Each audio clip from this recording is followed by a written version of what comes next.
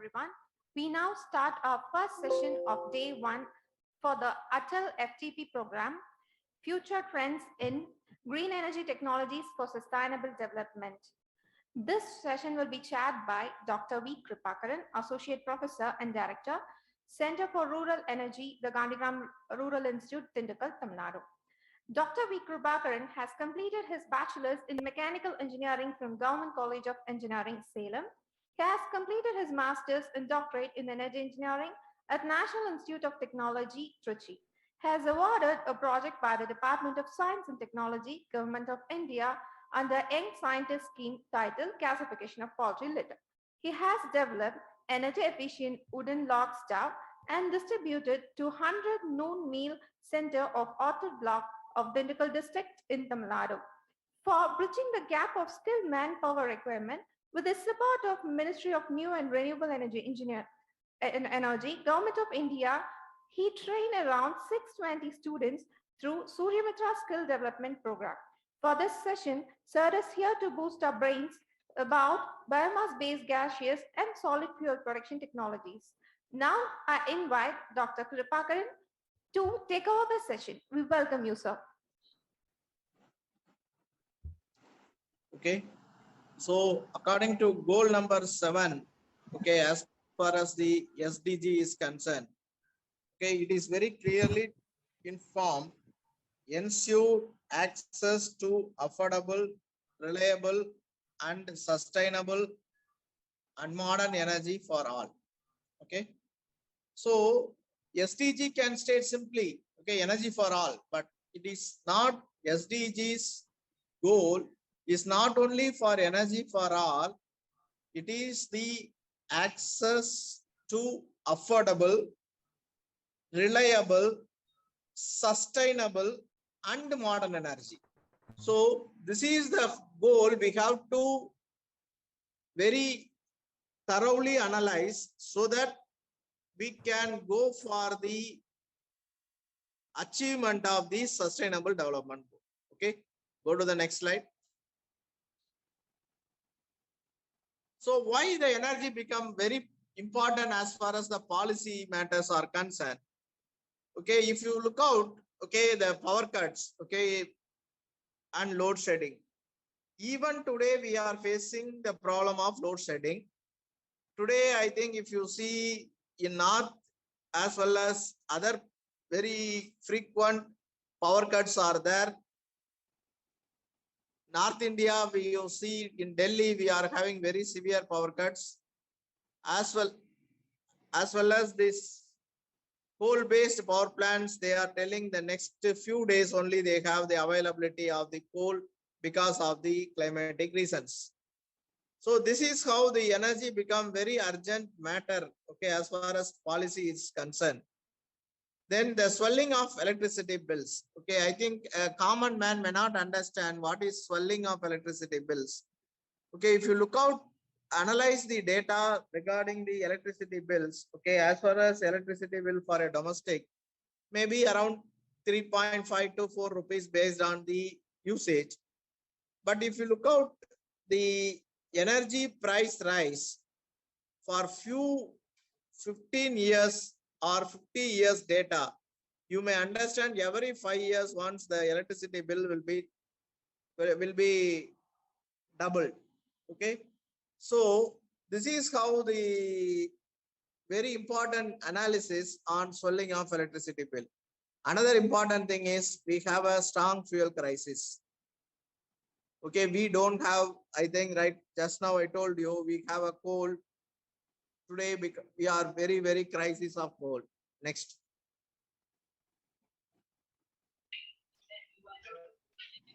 As far as the same SDG, the UN is released 2 billion people of this earth, they don't have access to electricity. Okay, even today people are living without electricity. 2 billion people are there in the electricity, without electricity. Then unequal geographical distribution of the fossil resources is the main cause for the military conflict. this is the important thing. The war between the nation, okay, war between the country to country is earlier it is okay. If you look out the First World War and Second World War, the war for power, okay, to establish power, who is the supreme power. But today's, if you look out, the war between the countries is to establish or capture the fossil resources available in a particular countries. Okay, this is the main reason for the military conflict between the countries. Okay, next slide.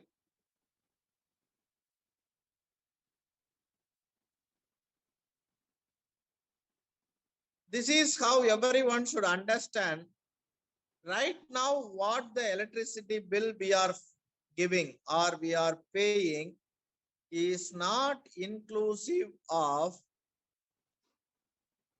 the ill effect cost for the production, whereas the price is inclusive of generation, distribution, as well as meterings.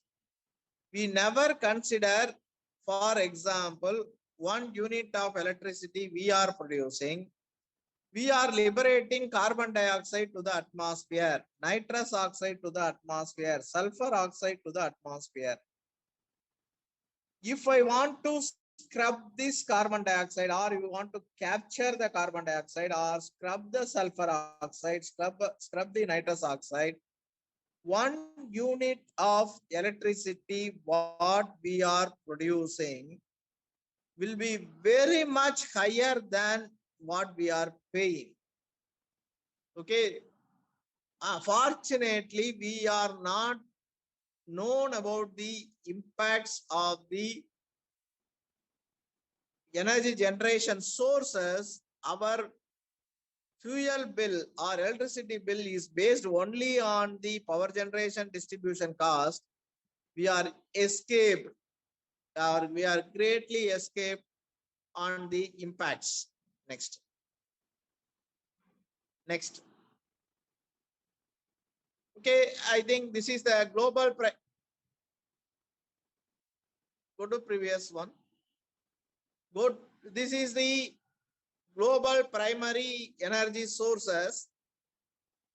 I think if you analyze this graph, traditional biomass we are using in the year 1800 itself. Even the majority part, we are using a traditional biomass source only. Okay. Next to that, we have coal, then we have oil, natural gas. If you look at the renewable, the share is very limited now, and all countries are going towards. But if you analyze this graph, traditional biomass usage is there from the year 1800 up to now 2021. The share of traditional biomass is much higher. Okay, so this biomass is the important source. That is how I will take out this slide from the global primary energy consumption data. So usage of biomass is there in our day-to-day life from our ancestors. Next slide. Next slide. Okay, this is the energy distribution between developing countries and the developed countries. If you look up, this is a simple pie chart. I think everyone knows developing countries 80% population, developed countries 20% population. Developing countries having 40% of the energy and consumption, developed countries 60%. Okay, these are all traditional, say what we can call pie charts. Now I compare these two pie charts. 20% population enjoying 60% of world energy consumption. 80% population is only enjoying 40. So how the development of the nation have the impact on the energy pattern of usage? Okay, I think this is how we have to understand between developing countries as well as developed countries contribution. Next. Okay, India's energy generation as on date of 21/10/2021, we are roughly generating 3,88,849 megawatt. Okay, I want to give emphasize on here. While India become independent, our generation is around 1,000 megawatt. Now we are in the range of 4 lakh megawatt. We have to understand this first. Okay, next slide. Out of 3,88,000 megawatt, 60% of this comes from the fossil resources. Fossil resources means coal. In that we have include lignite, gas, diesel. Non-fossil resources, that is renewable energy resources, we have 37. Roughly 1/3, 2/3 is from non-renewable, 1/3 is from the renewable.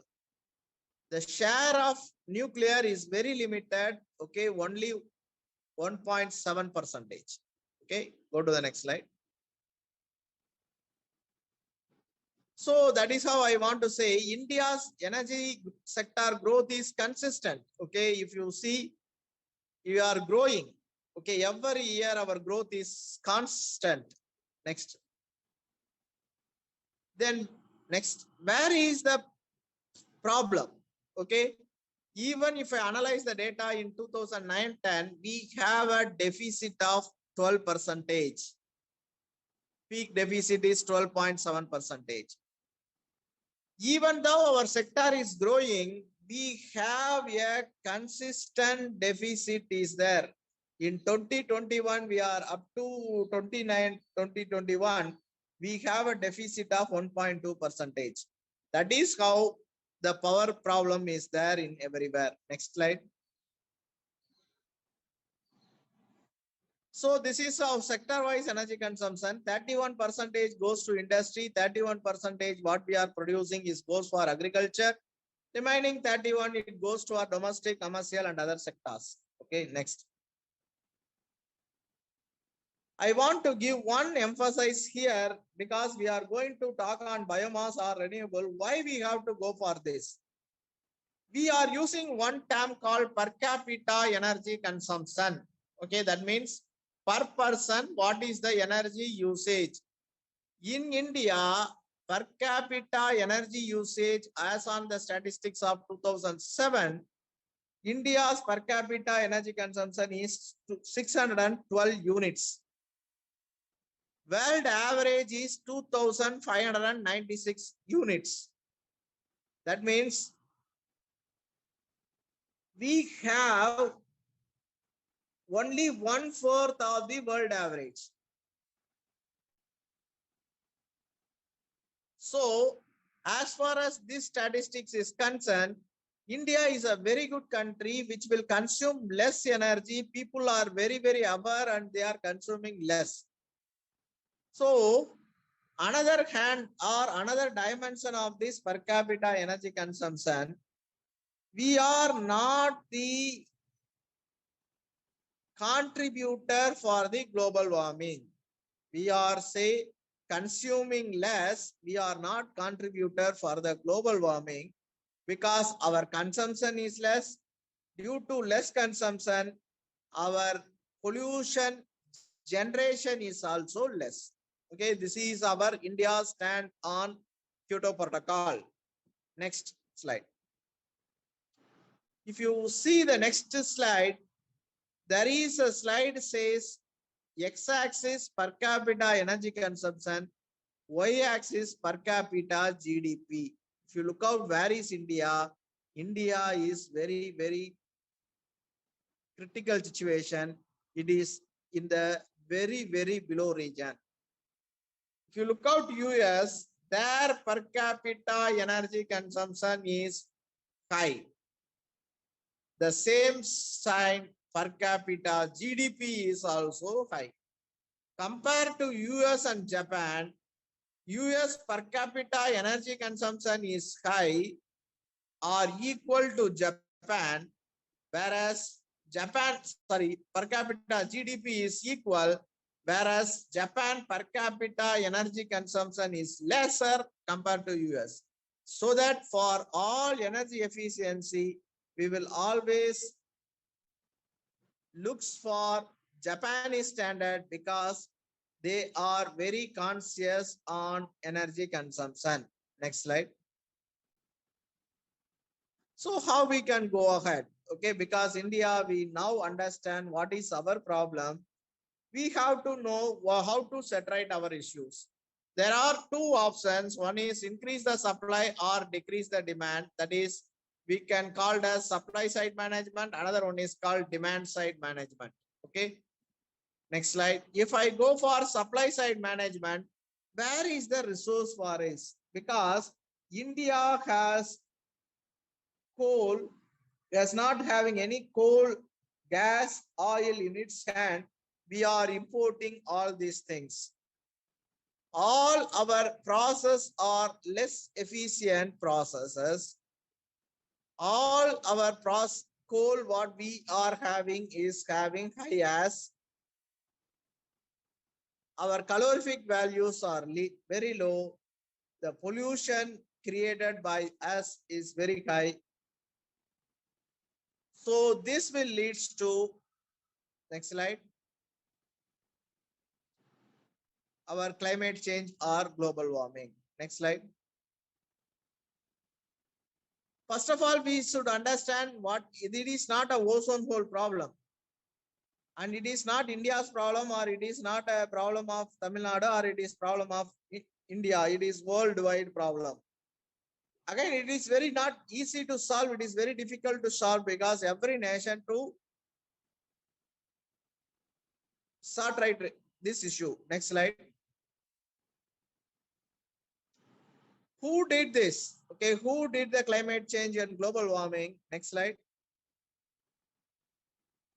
We, the user of electricity, only contributed. If you look out the CO2 level in the atmosphere from 280, sorry, in the 1000 to 2000, if you look out 1900, that is mid of 1800 and 2000, there is a slight increase in the CO2 level in the atmosphere from 280 ppm to 380 ppm. Today it reached to 470 ppm. So this CO2 level is steeply increased in 1900 because of the civilization, because of the industrialization, because of the other associated problems, which is the cause for the climate change. Next. So what is the only 0.6 degree rise? Because if you read the newspaper, they will tell it is only 0.6 degree rise. What is 0.6 degree rise? What is the impact in India? Please to the next slide. If you see, India is a very beautiful country having one side Himalaya, three side sea. If you look out, because of the 0.6 degrees, the picture taken in the year 1980 and picture taken now, if you see, one huge iceberg is not there because of the 0.6 degrees centigrade rise. Next slide. So we are expecting, because of this iceberg melt, there is a coastal flooding. Next. Water crisis. Why water crisis become issue? The sea water enter to the land water gets affected. Next. Our crop productivity will be very much affected because we are going to face a severe water crisis. India is an agro-based economic country. If the crop productivity affects, our economy is drastically fall down. Next.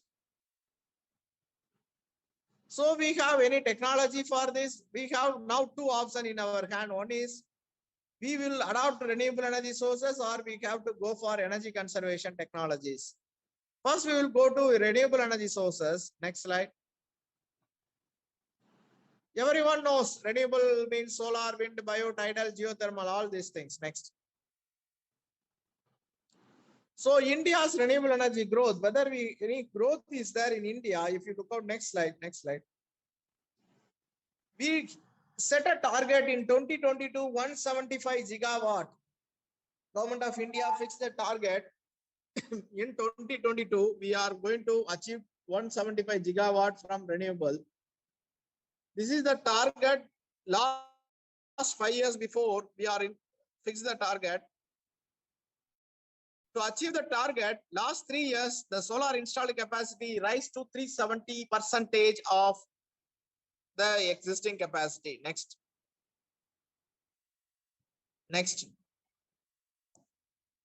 So India achieved a milestone, okay, as far as 12th August 2021. We fixed the target 175 gigawatt. Now we already achieved 100 gigawatt.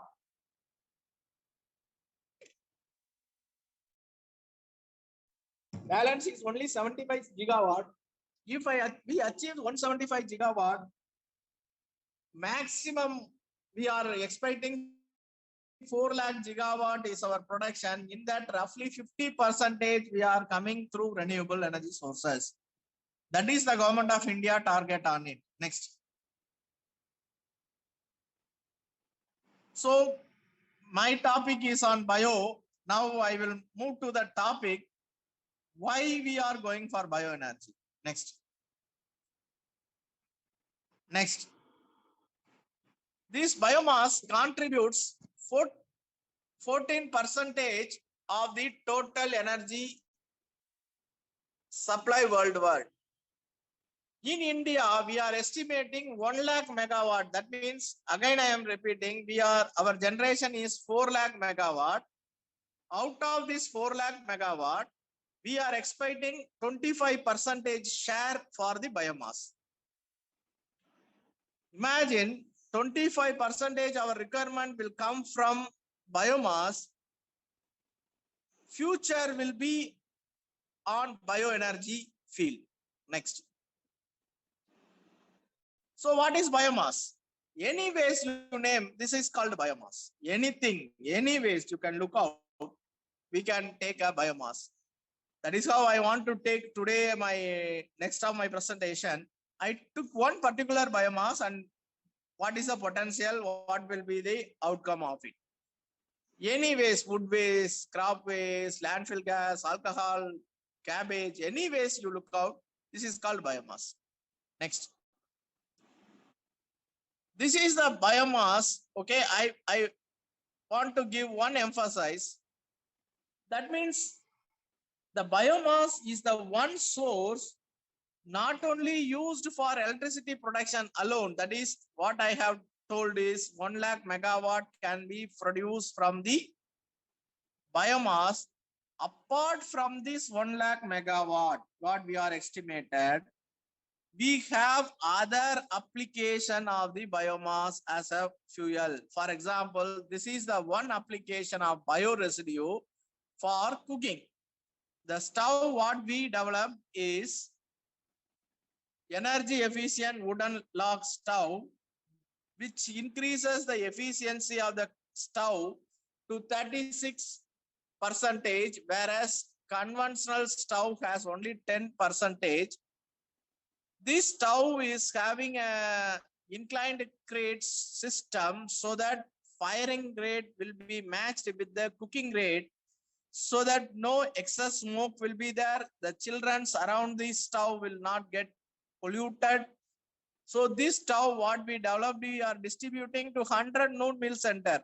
This is one application of the biomass. India rural people, even we are LPG user. Recently we made a survey in our nearby village.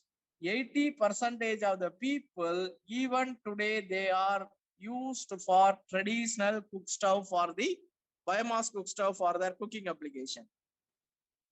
So if we say curtail this type of applications, okay, from the fossil resources dependency, for example, in the LPG dependency is reduced, again our import is also reduced. So now why the people are start going for this LPG usage is because of the pollution what we are expecting or the smoke what we are expecting. If you develop any system which does not create any pollution, then people are also goes to this type of wood stoves. Okay, next. So now I want to move from the biomass to a new term called bioresidues. Any biomass coming from the bioprocess industry. What is bioprocess industry is the industry which will create a biomass. For example, you take a palm oil industry. In the palm oil industry, empty fruit bunches are the waste which is coming from the bio industry. You see another application here. This bioprocess industry, that is palm oil, unless you are using palm oil, this industry will exist. This waste is coming out. For example, if you take rice mill, unless we are stop taking rice, the rice mill will not stop. So the rice mill will work on 365 into 24/7, producing rice to meet the demand. If that industry, if you look out the waste, the rice husk is the waste. If you look out coir industry, coir pith will be the waste. If you look out the poultry farms, poultry litter is the waste. Why?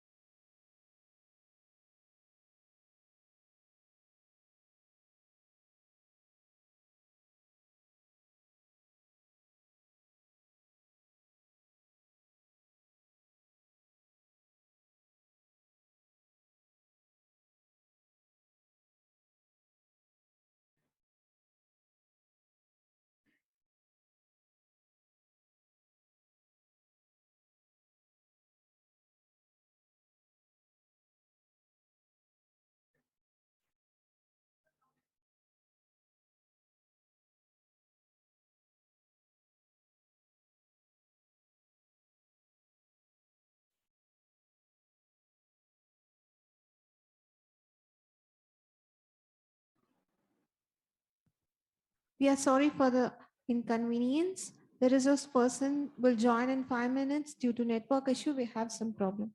So he'll be starting the session within 5 minutes.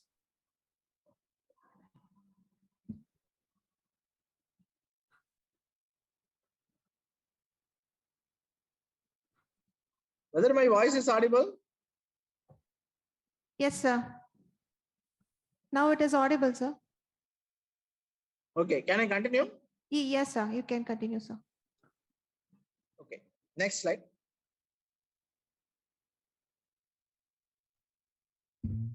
So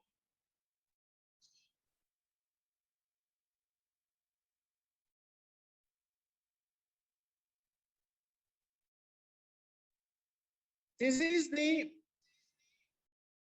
technological transfer or technology conversion from biomass to the useful form of heat, electricity, mobility, as well as coal.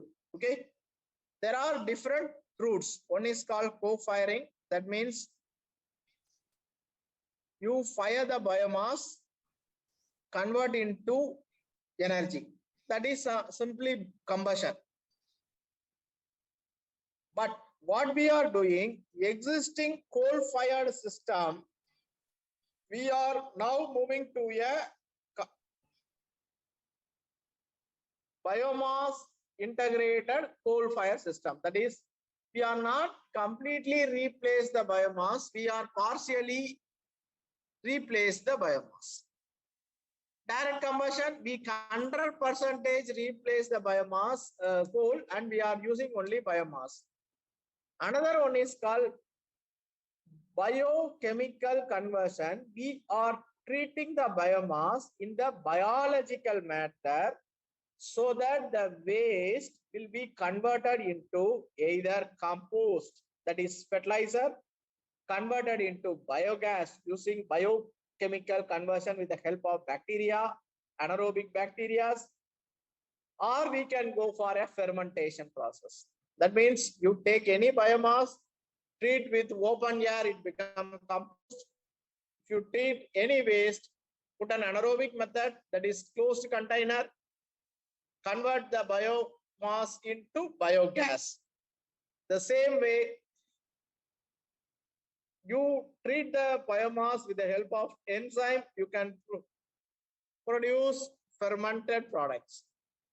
Likewise, if you next route is called thermochemical conversion, where you heat the biomass, whether it become gasification or pyrolysis or combustion. Okay, you can thermally heat or biologically treat.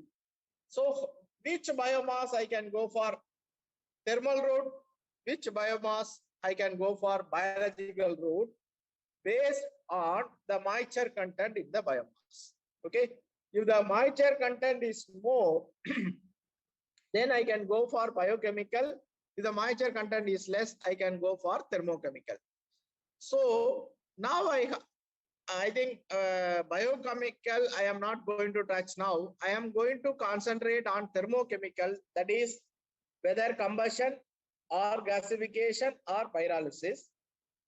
If you look out what is the three difference of these three different routes, if you supply enough oxygen, you are going for combustion.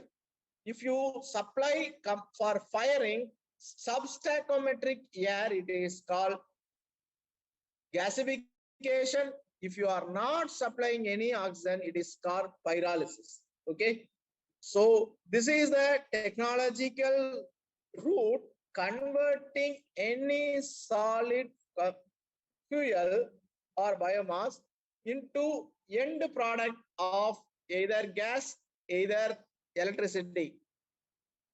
Next route. Next slide, please. No. Go to the next PPT. Sorry. Go to the next PPT. Can you open, please, the next PPT?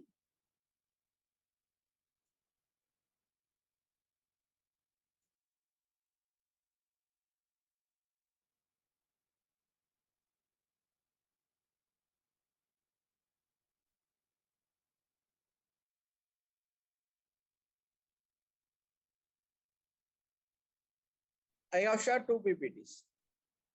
Yes, sir. Yes, sir. We are opening it, sir.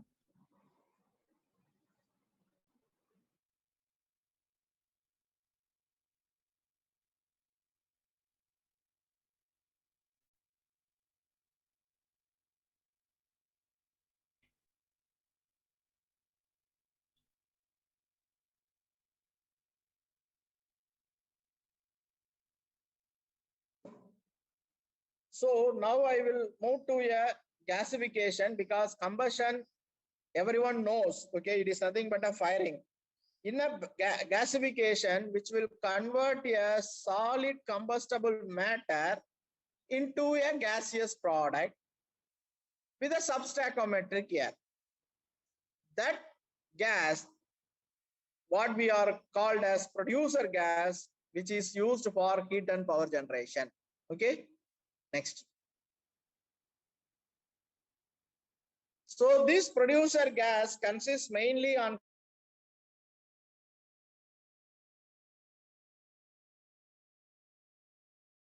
methane and nitrogen.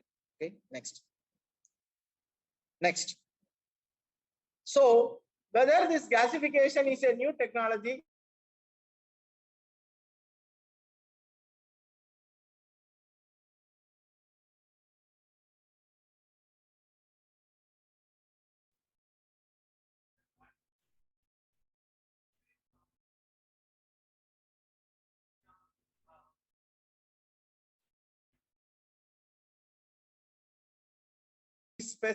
chemical engineering abstract, the number of times the gasification word cited.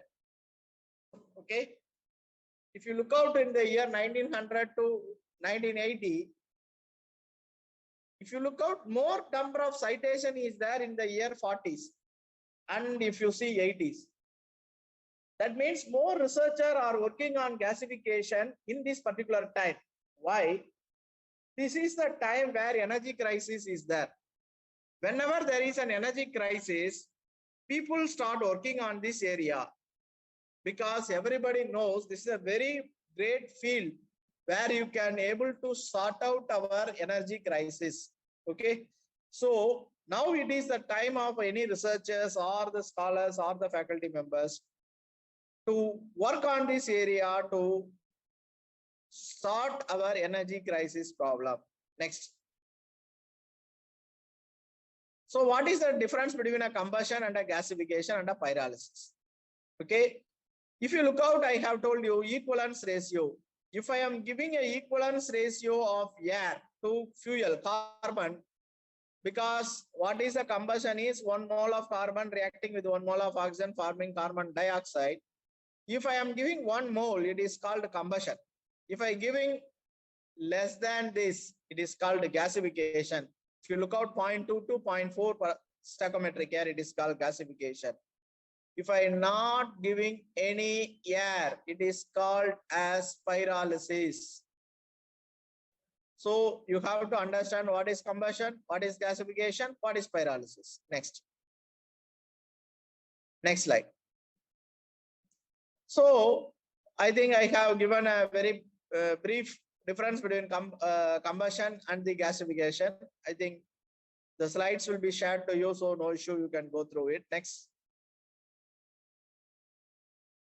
So what are all the potential application? Okay, I will say I list out here. It is nothing but from the cooking up to power generation, I have the application. From a normal cooking up to power generation, we have applications. Next. So I want to, before going to my topic, I want to give, there are, what is the types of gasifier? I think everybody knows there is a fixed bed, another one is called fluidized bed. In that fixed bed, there is an updraft, downdraft, crossdraft. This is based on simply movement of feedstock versus air movement. Okay, in up, next slide. In updraft gasifier,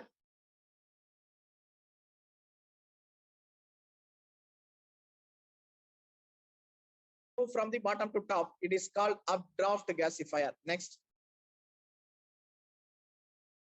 It is downdraft where the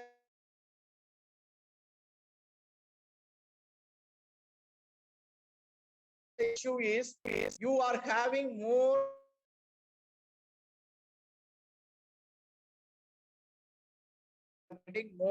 ash in the producer gas. Next slide. So these two will be overcome. Next slide. In cross, you are not having any tar content or you are not having any ash content. But the problem is it is very difficult to control the operation of the gasifier. Next.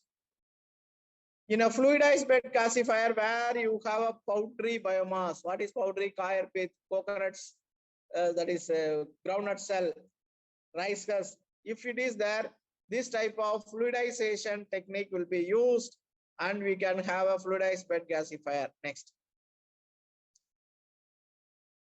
Next slide. So I think if I am say problems, I have listed out a lot of advantages. You have to understand what is the problems also. Okay, the calorific value per nanometer cube of this producer gas is very low. So if you couple this producer gas for an CI engine, you will not expect the same diesel capacities or SFC of the diesel. Definitely you have a reduction in power. Next. Next slide.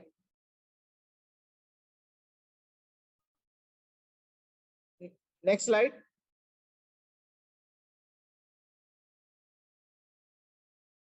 So now I want to take one case study, okay, where I have worked on this, okay, poultry waste. Why I have taken this? Next slide. So this is our habit change from 60s and 70s. We Indians, we are depending only fossil, that is starch, that is either wheat or either rice. We never bother about the protein, but people got protein deficiencies. At the time, only country chickens are available, where you are not able to get even 5 eggs in a shop. The egg is one of the greatest protein substitutes.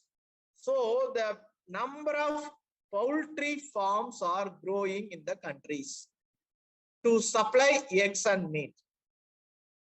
And if India, if you look out, these poultry farms are situated every corner based on the availability and the local resources. Okay, next.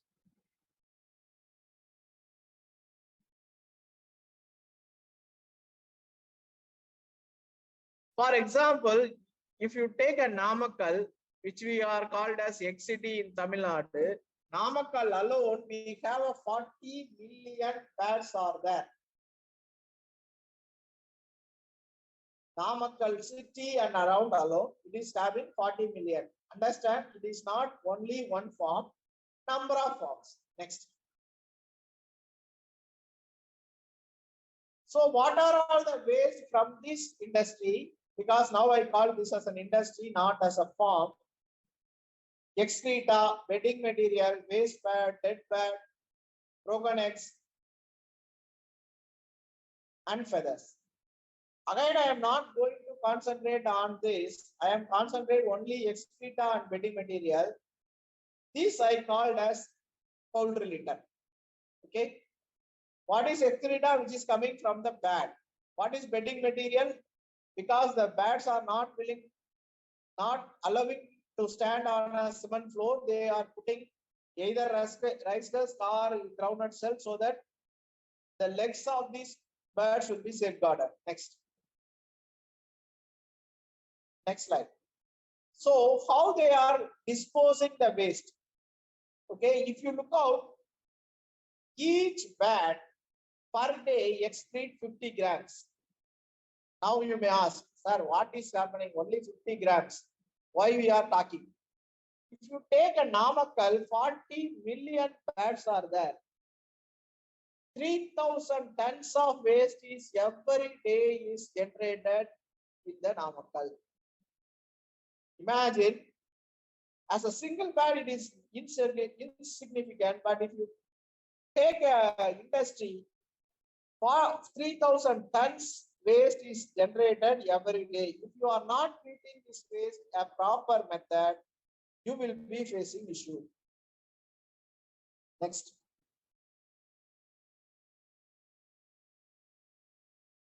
So what are all the waste conversion technology? I already told you, biochemical, thermochemical. For this particular waste alone, I will go in depth of what is the advantage and disadvantage is one.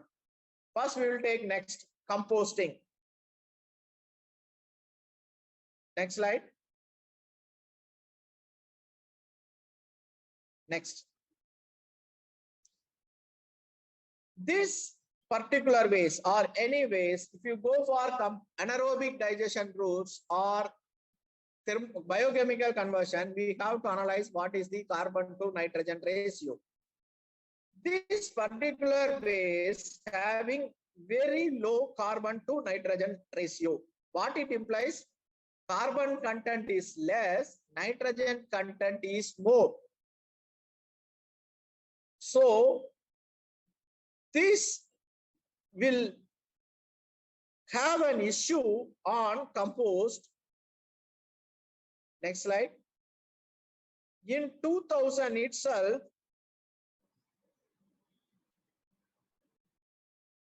a literature states that composting of poultry litter is not the final method for disposing. It is only a preliminary treatment because of this low C/N ratio. Next.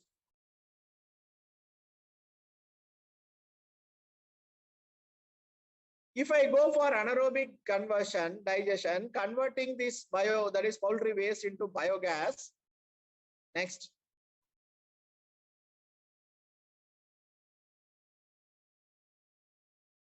Again, because of this low C/N ratio, the nitrogen content is very high. Formation of ammonia is very, very high.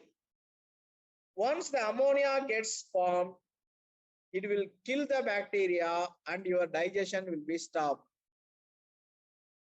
Once the digestion stops, your generation of biogas will be affected. Next. So these two routes, that is composting and anaerobic digestion, is not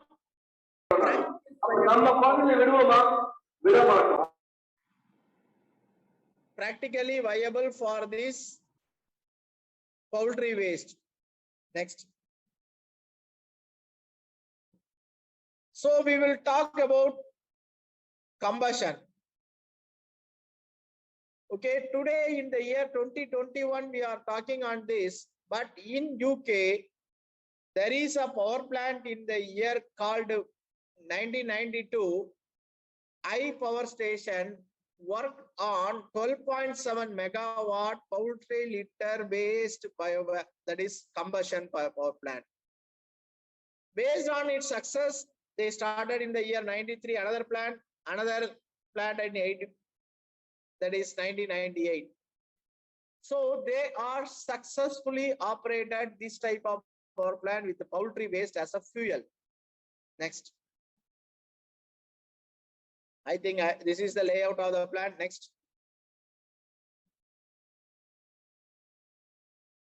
So I think this poultry has very low ash emission character. We have not used a conventional grade as a system because I will explain this later. Next. This is the schematic diagram of this combustor used in the UK plant. Next. So, because we now proven that thermochemical route, one first particular combustion is practically viable. Then what we have to do is we can go to the plant and visit the plant whether we can implement this type of technology in India. So from India, a scientist team went and come back. Then we are also analyzing whether we can implement this type of project in India. But the main problem between a UK poultry farm and Indian poultry farm, in UK, one poultry farm means there is more than 10 lakh birds are there. Whereas in India, it is not like this. So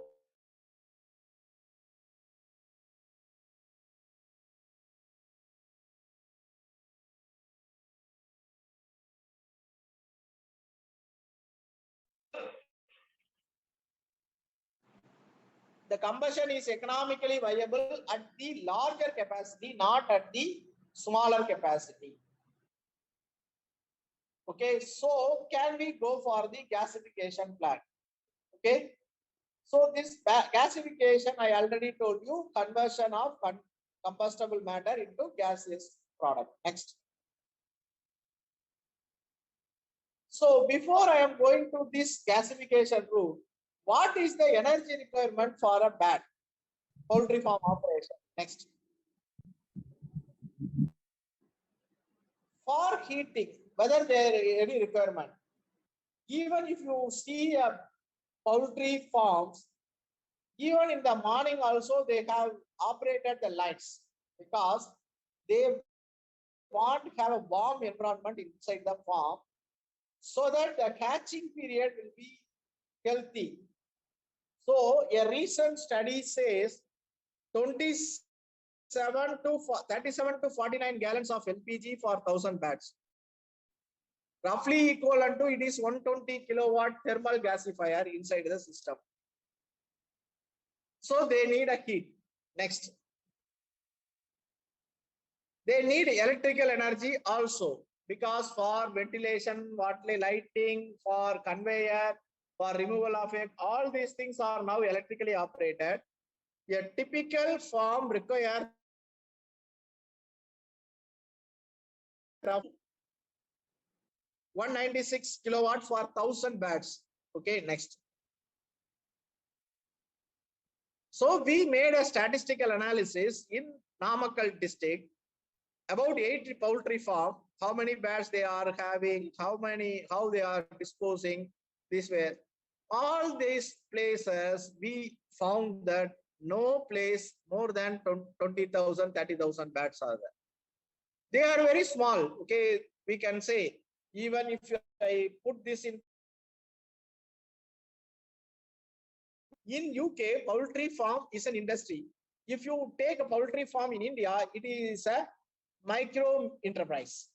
That is the difference between a UK poultry operation and Indian poultry operation.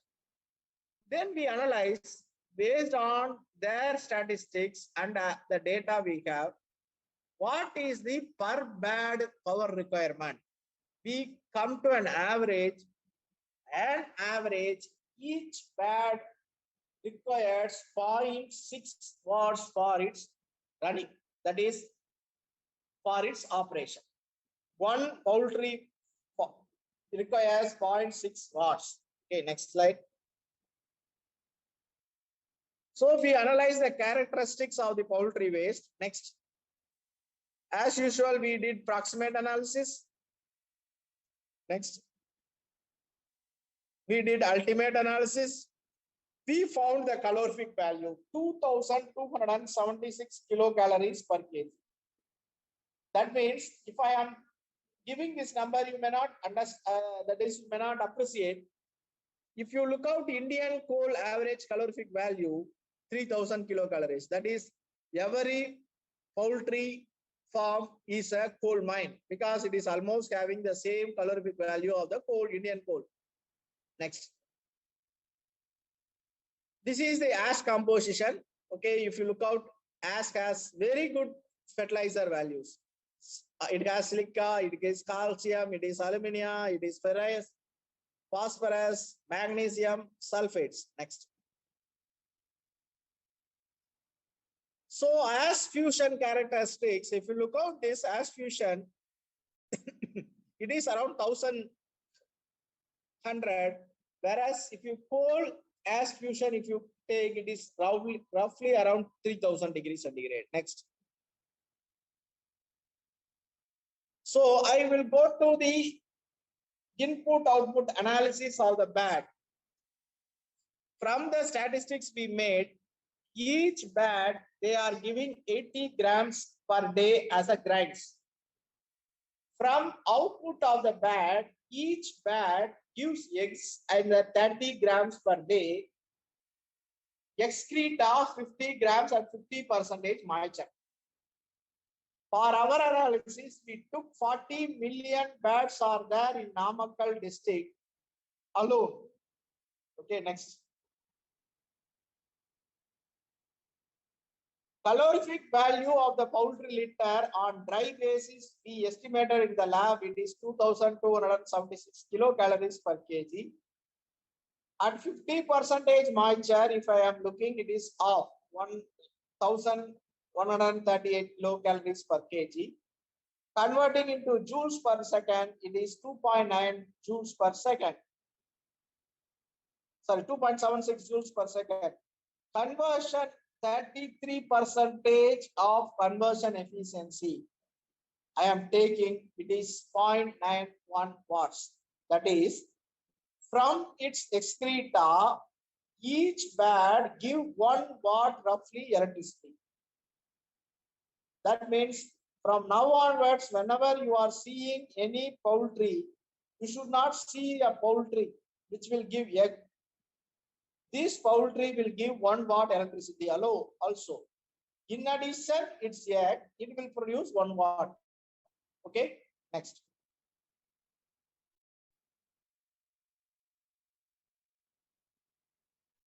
So possible power generation from 40 lakhs bats, 40 million bats are there in Namakkal. We are able to generate for next slide. 40 megawatt per day. In addition, we are 80 megawatt thermal, that is for heat, as well as 600 tons of ash. Assuming 30% it's having ash content, because from the approximate analysis we found. So possible power generation from poultry from Namakkal district is 2.4 lakhs per day. The receipt from the power. Next. Receipt from the ash is 1.2 lakhs per day. Total receipt is this. Poultry litter cost. Then you may ask, sir, why you are keeping a poultry cost? Because this poultry cost, okay, what we are proposing this model is third party operated model. That is, poultry owner is there. You have equipment, everything. You go to the farm. From the farm, you collect all the waste and produce power, give them to the power.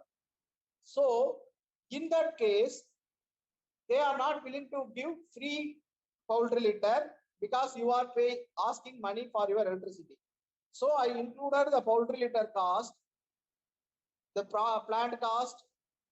The simple payout comes around within 2 days, 2 years. Okay, next. Next slide.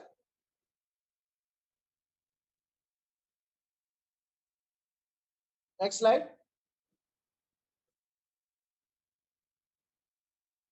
Next slide. Sir, it is stuck, sir. Please wait.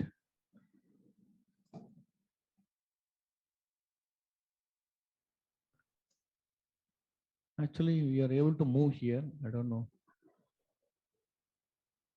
I think hereafter it is some pictures are there. That is how it will be.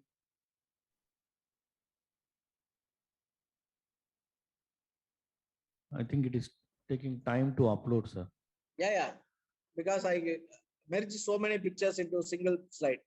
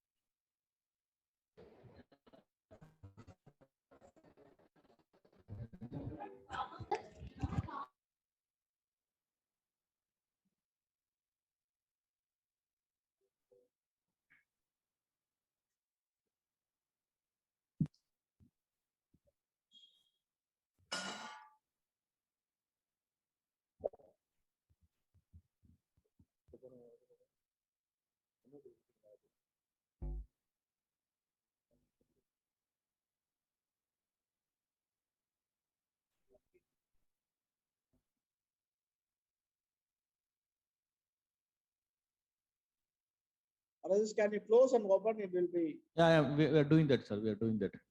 Actually, we are closed, but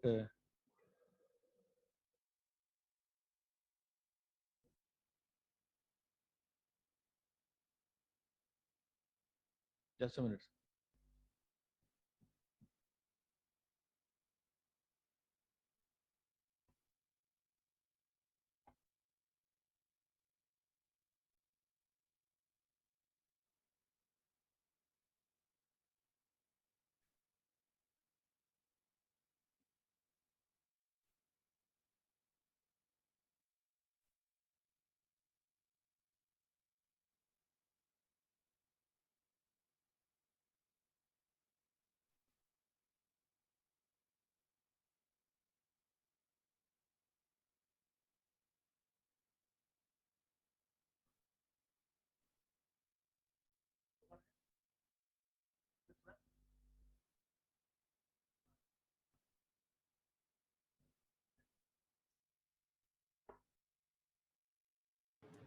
Or otherwise, allow my video to open so that I can show from my system.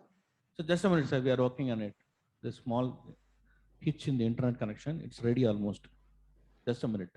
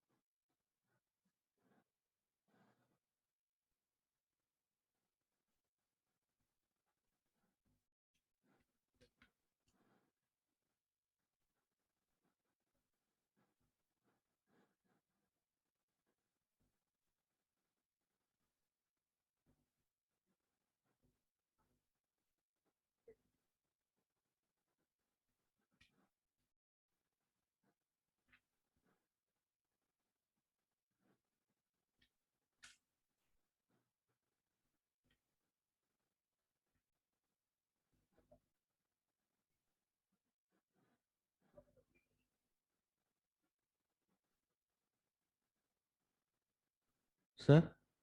Can I use this? Yeah, you can use, sir. You yourself can use.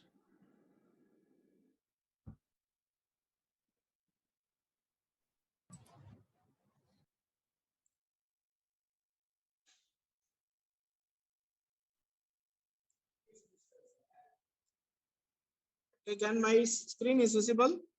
Yeah, yes, sir. Yes, sir. So if you look out this, okay, any biomass, okay,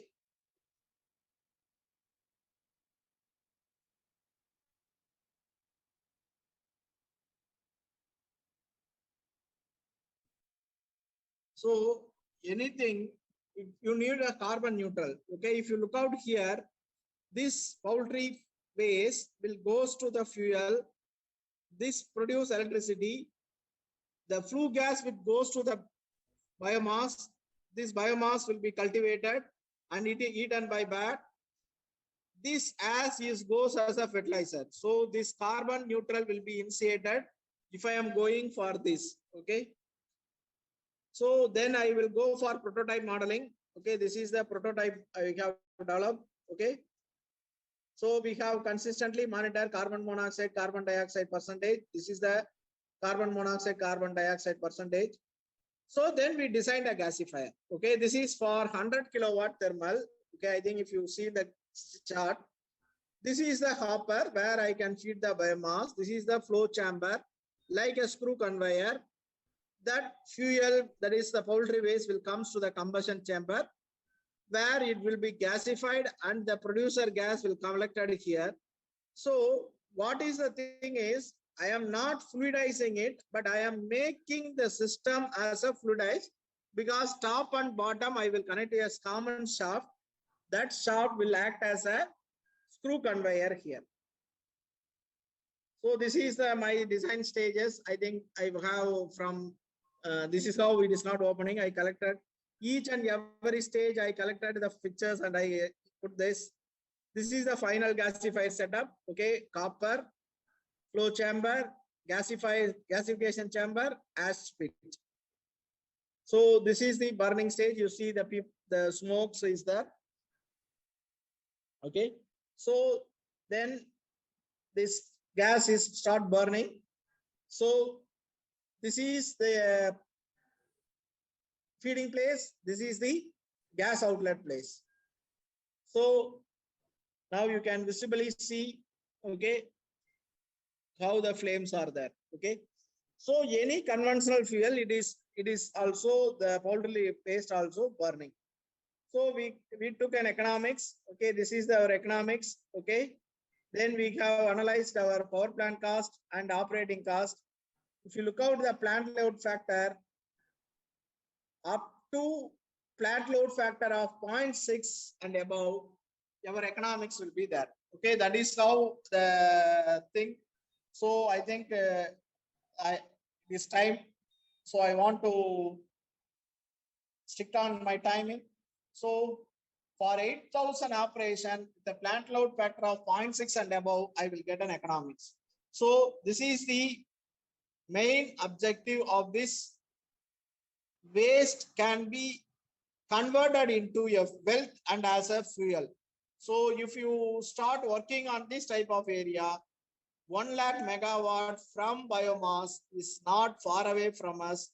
It is very nearer. Everyone should help on this. Every waste we should analyze like this, and we can come to a conclusion whether it is an economically viable. Thank you the opportunities. Sorry for the inconvenience due to the network issue. Thank you. Thank you, sir. That was extremely informative session. Now the session is open for discussion. So we request the participants to unmute themselves and put forth their queries.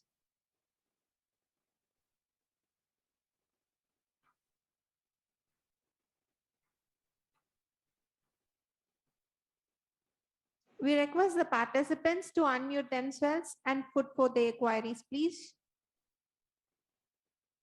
Whatever your questions, I am ready to answer. Good morning, sir. I'm Sivanandam from IFT College of Engineering. So, what is the possible way we can reduce at most CO2? Please, I am not Emission. able to hear you. Please repeat. So, what are the possible at most way to reduce the CO2 emission from the vehicles, sir? Okay, CO2 emission on this vehicle. Okay, I will Yes, tell sir. you one thing. Okay, that we are very, very keen on CO2 emission reduction. But what we should do is we can choose some CO2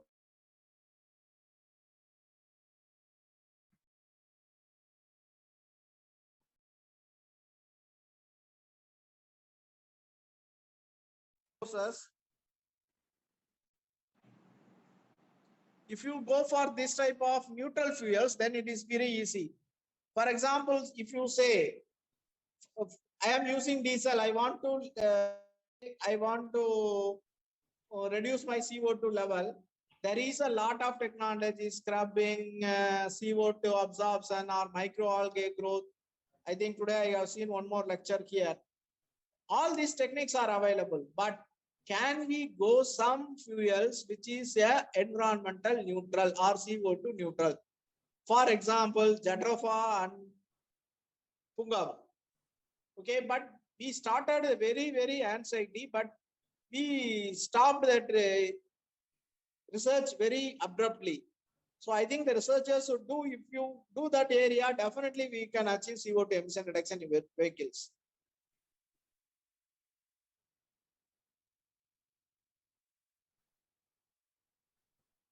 Any other questions from the participants? I think there's a, which activities are carried out by your institute for rural region? I think we are doing, I think I told you, there is a biomass wood stove we have developed and distributed. We have do energy conservation program. We are doing integrated rural energy planning where we are submitted the report.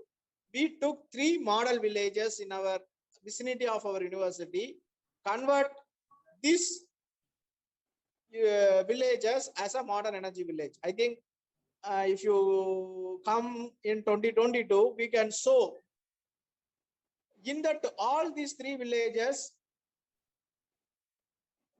all these renewable energy and energy efficient technology will be penetrated. For example, now in the last October 12th village level Panchayat meeting, we got approval for installation of solar water pumping system. What is the thing is, the village Panchayat ready to pay money. We will install the solar panel under PU Kusham scheme, and we will import to the grid, as well as we will reduce our Panchayat electricity bill. Okay, likewise we do activity in villages. Any other questions? So we have a question in the chat box. Is there I, any I, other? I am seeing that and I am answering. Yes, sir. Any other thing, people also, if you put, I will answer. No issue. So where biomass wood stove is commercialized, it is available in our department. You can come and see and you can fabricate and do it. That's all. We are not say commercial. We are not industry to do it. But if you want, we can give information how to fabricate. You can fabricate it.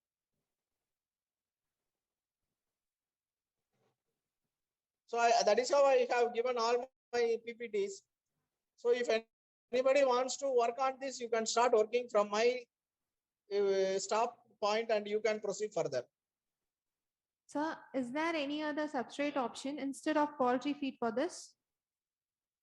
I am not clear. Is there any other substrate option instead of poultry feed for this? We have I have shown. I have fire waste, bagasse. Now the students are working groundnut cell. Okay.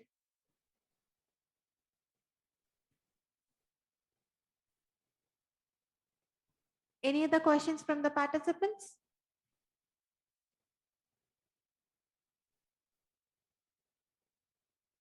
The session is now open